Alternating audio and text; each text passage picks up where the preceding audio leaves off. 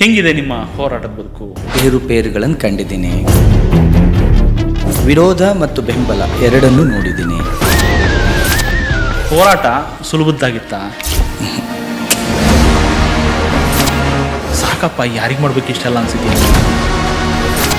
ಅವರೇ ನಿಮ್ಮನ್ನ ಕುಗ್ಸೋಂಥ ಪ್ರಯತ್ನಗಳು ಮಾಡಿದಾಗ ಈ ಜನಕ್ಕೆ ನಾನು ಹೋರಾಟ ಮಾಡ್ತಿರೋದು. ಸಮಾಜವನ್ನು ಹೋರಾಟಗಾರರು ಯಾವತ್ತೂ ಮಗು ಅಂತ ನೋಡಬೇಕು. ಹೋರಾಟ ಮಾಡ್ತಾ ಇರ್ತಕ್ಕಂಥ ಹಿಂದೂ ಸಮಾಜವನ್ನು ಅದೇ ರೀತಿ ನೋಡಿದ್ದೀನಿ, ಅದೇ ರೀತಿ ನೋಡ್ತೀನಿ.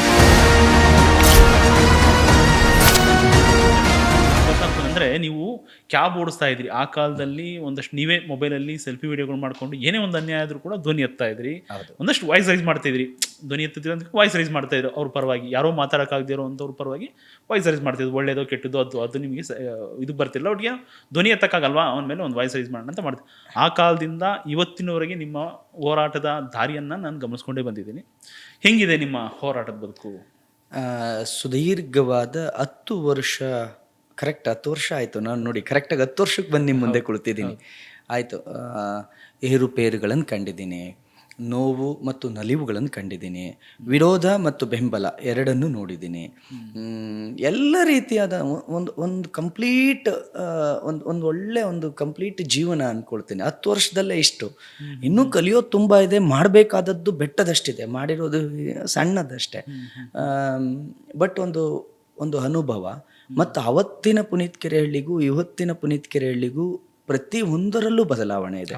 ನೀವೇನಾದರೂ 10 ವರ್ಷದ ಪುನೀತ್ ಕೆರೆಹಳ್ಳಿ ಇಟ್ಕೊಂಡ್ರೆ ಇದನ್ನು ನೋಡಿದ್ರೆ ನಿಮಗೆ ಟ್ಯಾಲಿನೇ ಆಗಲ್ಲ. ಎಲ್ಲೋ ಕೋಪ ಬಂದಾಗ ಟ್ಯಾಲಿ ಆಗ್ಬೋದೇ ಹೊರತು ತುಂಬ ಬದಲಾವಣೆಗಳನ್ನು ನನ್ನಲ್ಲಿ ನಾನು ಮಾಡಿಕೊಂಡಿದ್ದೀನಿ.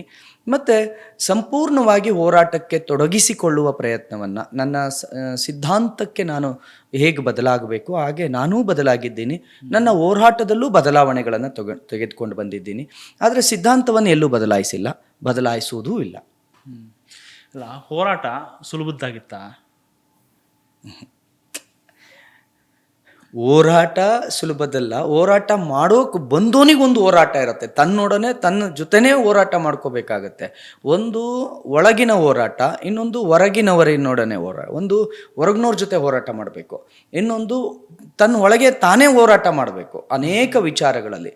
ಹಾಗೆ ಒಳಗೆ ಮತ್ತು ಹೊರಗೆ ನನ್ನ ಹೋರಾಟ ನಿರಂತರವಾಗಿ ಹೋರಾಟದ ಜೀವನಕ್ಕಾಗಿದೆ. ಯಾಕೆಂದರೆ ಸಾಕಷ್ಟು ಏರುಪೇರುಗಳನ್ನ ನೋಡಿದಿರಿ, ಹೊಡೆತಗಳು ತಿಂದಿದ್ದೀರಿ, ನೋವುಗಳು ನೋಡಿದಿರಿ, ಕಷ್ಟಗಳು ಅನುಭವಿಸಿದಿರಿ. ಸಾಕಪ್ಪ, ಯಾರಿಗೆ ಮಾಡ್ಬೇಕು ಇಷ್ಟೆಲ್ಲ ಅನ್ಸಿದ್ಯಾ? ಖಂಡಿತವಾಗಿಯೂ ಇಲ್ಲ. ನೋಡಿ, ನನಗೆ ಇದೊಂದು ಮಂಜು ಅವರೇ, ಭಾಳ ಜನ ಕೇಳ್ತಾರೆ, ಸಾಕು ಅನ್ನಿಸ್ಲಿಲ್ವಾ 10 ವರ್ಷ? ಭಾಳ ಏರುಪೇರುಗಳು, ನೀವೇ ನೋಡಿರ್ತೀರಿ, ಎಷ್ಟು ಕಷ್ಟಗಳು, ಏನೇನೆಲ್ಲ ಅಡೆತಡೆಗಳು. ಇಷ್ಟೆಲ್ಲ ಮಾಡಿದಾಗ ಎಲ್ಲೋ ಒಂದು ಕಡೆ ಸಾಕು ಅನಿಸೋದಿಲ್ವಾ ಪುನೀತ್ ಅಂತ ತುಂಬ ಜನ ಕೇಳಿದ್ದಾರೆ ಮಂಜು ಅವರೇ, ನೀವು ಒಬ್ಬರೇ ಇಲ್ಲ. ನನಗೇನೋ ಅದು ಯಾವತ್ತೂ ಸಾಕು ಅನ್ನಿಸ್ಲಿಲ್ಲ, ಅನಿಸೋದು ಇಲ್ಲ ಅಂದ್ಕೊಳ್ತೇನೆ. ಯಾಕೆಂತಂದರೆ ಸಾಕು ಅನ್ನಿಸ್ಬೇಕು ಅಂತ ಅಂದರೆ ಏನಾದರೂ ಮಾಡಿದ್ದೀನಿ ಅನ್ನೋ ತೃಪ್ತಿ ಇರಬೇಕು.